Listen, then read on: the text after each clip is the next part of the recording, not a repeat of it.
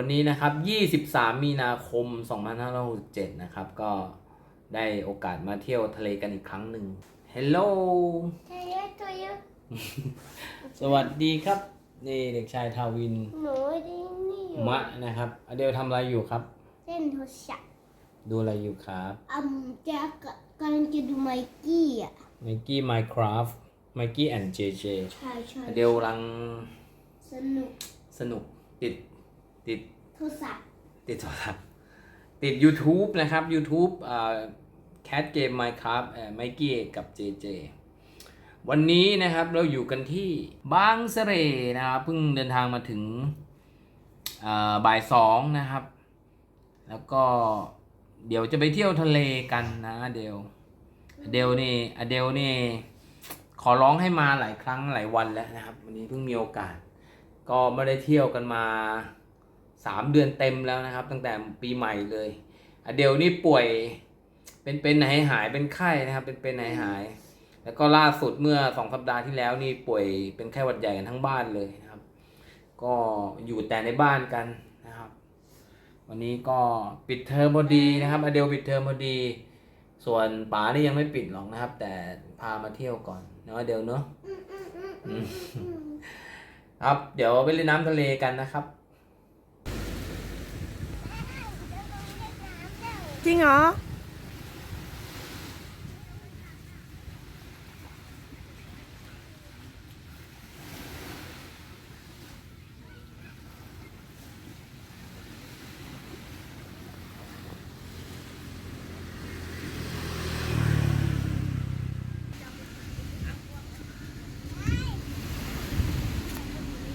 ฮัลโหล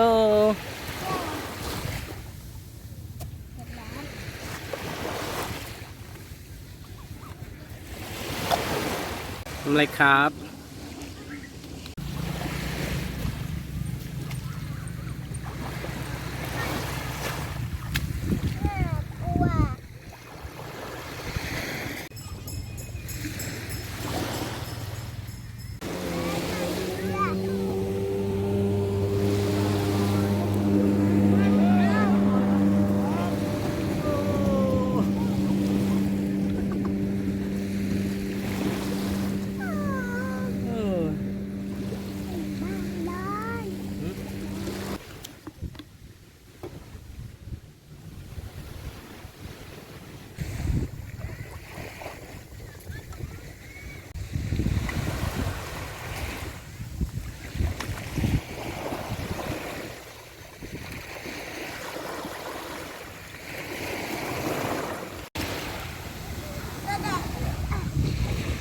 ตรงนี้มันหันให้แดดบุกต้องหันหลัง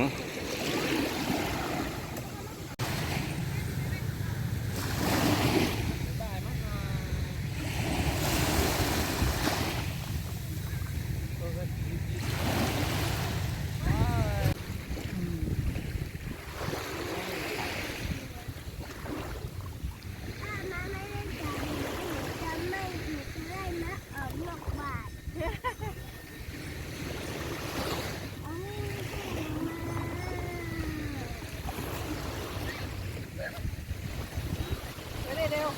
แล้วมันขวาดไอ้นี่ด้วย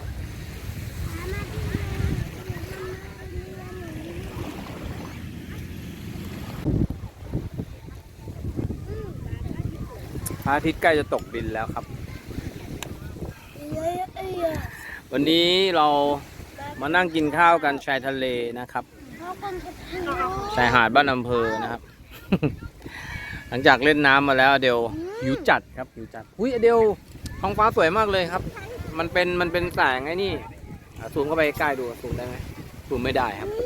ทำไมเห็นอ่ะไม่ได้โดนผิดเลย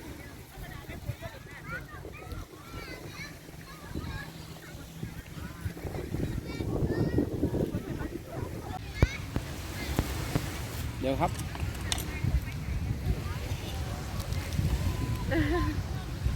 มักเผ็ดอ่ะนี่ครับ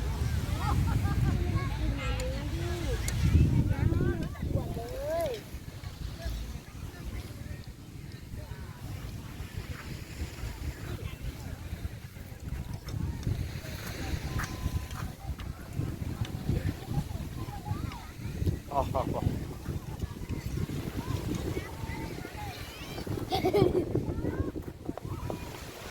อ้าว เด็กหายไปไหนนะครับตอนนี้ ไปปั่นจักรยานเลยค่ะ อเดลได้ที่ปั่นจักรยานที่ใหม่แล้วนะครับ วันนี้ครับ ตามหาตัวก่อนว่าอยู่ไหน เจอตัวแล้ว บ๊ายบาย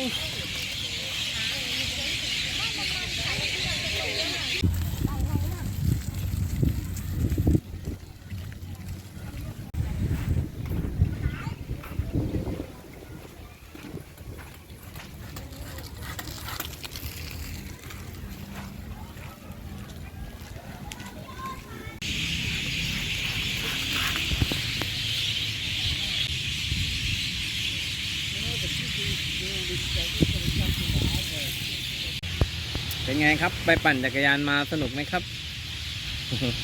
เหนื่อยนะ ในกล้องเหมือนตอนเช้าเลยอ่ะ เหรอ แสงมันสว่างนิดนึงกล้องมันปรับแสงให้อัตโนมัติครับ ตอนนี้ทุ่มหนึ่งได้แล้วเนาะท้องฟ้ามืดแล้วนะครับ แต่ว่า คนที่นี่คือคืนน่าจะหาดบ้านอำเภอ เพราะว่าเขามีเก้าอี้ให้นั่งเหมือนประมาณวิวบางแสนนะแล้วก็มีร้านขายข้าว แล้วมีนกเลยหนูมองนก บนต้นไม้นกเสียงแซดเลยครับ มองนกเลยไม่ ในทะเลก็ยังมีคนเล่นน้ำทะเลอยู่เลยนะมีเด็ก เรียกอะหนูเห็นนะ ผู้ปกครองครอบครัวมากันเยอะนะครับ เขามาเรียกหนูให้หนูดู ก็ยังมีนั่งกันอยู่ ก็เลยดูพอดีว่าคน วิวดีมากเลยบรรยากาศดีมากเลยที่นี่ เขาก็ไม่ได้มองต่างคนต่างไม่มองว่าคน เดลก็นั่งยาวเลยครับนั่งยาว กลับบ้านแล้วอะ ฮะ กลับบ้านแล้ว ไปกลับบ้านแล้วเหรอกลับห้องเหรอเหนื่อยแล้วใช่ไหมโอเคครับ ไม่ปั่นแล้วเหรอ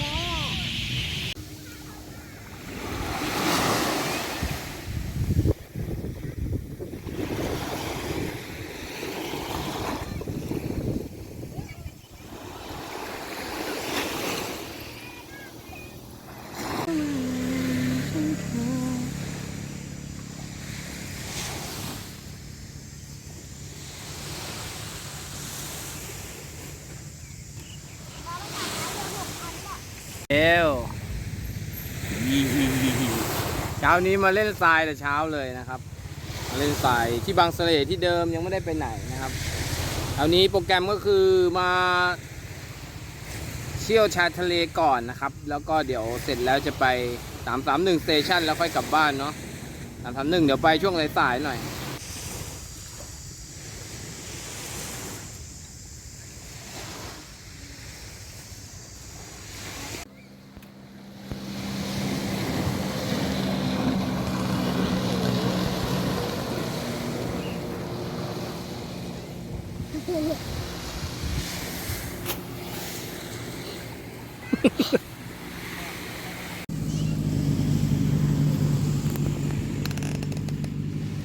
ตอนนี้10 โมงกว่าแล้วเนาะ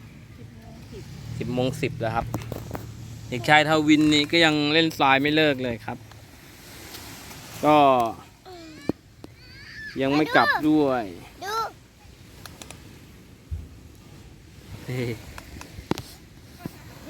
บทโอโลยโอเชเอเอเชเอ เพลินกับการเล่นทรายครับ ป๋า ยังไม่อยากกลับ ทำไมไม่เล่นกับหนูวะ หึ ทำไมไม่เล่นกับหนูวะ อืมไปนั่งชมธรรมชาติก่อนครับ ไม่ให้กิน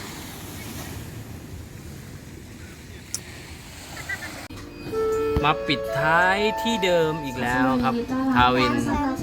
ทำอะไรอยู่ครับเล่นโทรศัพท์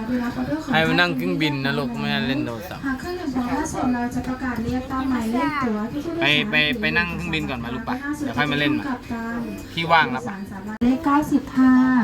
96หมายเลข1แล้วถึงหมายเลข2เชิญมารับเครื่องดื่ม โอ้โหกับตันมาถึงก็เดินเตะเหล็กเลยครับ เจ็บปะลูกหนูวิ่งไวมาก กันมาถึงก็เทเลย ถึงก็เตะเหล็กเครื่องบินเลยครับนี่ก็กลับมาที่เดิมอีกครั้งหนึ่งโอ้โหเป็นรอบที่10ได้แล้วมั้งครับ ใช่รอบที่10 เป็นเครื่องบินลำแรกที่อยู่ทางหน้าทางเข้าเลยครับ ไปละไปละ ฮะ ไปละ ไม่มีอะไรให้เล่นแล้วใช่ไหมแวะก่อนที่จะกลับบ้านครับ อันนี้เป็นถนน331 เจอ เร็ววันนี้2 คนพ่อลูกก็มากันที่เดิมอีกแล้วค่ะ ผู้โดยสารที่อยู่หมายเลข4และถึงหมายเลข5เชิญมารับขึ้น ทำอะไร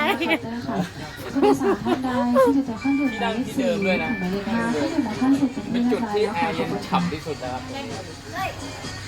นั่งหันหน้าเข้าหากันชั้นบิสเนสคลาสกับผม ขอแสดงยินดีต้อนรับผู้โดยสาร เดี๋ยวก็เล่นโทรศัพท์อยู่นะคะ ด้านหน้าสุดจะเป็นห้องกัปตันผู้โดยสารสามารถเข้าไปถ่ายรูปเล่นได้ถัดมาจะเป็นห้องเซฟนะคะทางนี้นั่งผู้โดยสารสามารถเข้าไปนั่งได้ค่ะรวมถึงผู้โดยสารท่านใดที่สนใจจะรับประทานเค้กหรือโมเดลเครื่องบินทางเรามีจำหน่าย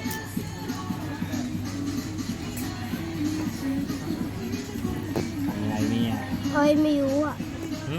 ไม่รู้ โอ้โหขุดใหญ่เลยไหมครับขุดใหญ่เลยครับขุดใหญ่เลยครับนี่ครับเครียดใหญ่เลยครับ รีบรีบ เวลามีน้อยครับจะให้เล่นแป๊บเดียวครับไว้อีกเดือนหนึ่งมาเที่ยวใหม่นะครับนะครับอีกเดือนหนึ่งมาเที่ยวใหม่ ดูสิ วันที่มะพักร้อนวันที่มะพักร้อน แรงมาก อืมคลิปนี้ก็จบเท่านี้ก่อนนะครับบ๊ายบายบ๊ายบายบ๊ายบายบ๊ายบายหนึ่งบ๊ายบายหนึ่ง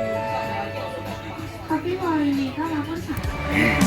Where there is desire, there is gonna be a flame. Where there is a flame, someone's bound to get burned. But just because it burns doesn't mean you're gonna die. You gotta get up and try, try, try. Gotta get up and try, try, try. Gotta get up and try, try. Desire, there is gonna be a flame. Where there is a flame, someone's bound to get burned. But just because it burns doesn't mean you're gonna die. You gotta get up and try, try, try. Gotta get up and try, try, try. Gotta get up and try, try. Desire, there is gonna be a flame. Where there is a flame, someone's bound to get burned. But just because it burns doesn't mean you're gonna die. You gotta get up and try, try, try. Gotta get up and try, try, try. Gotta get up and try, try, try. ตอนนี้อยู่ที่ไหนครับเนี่ย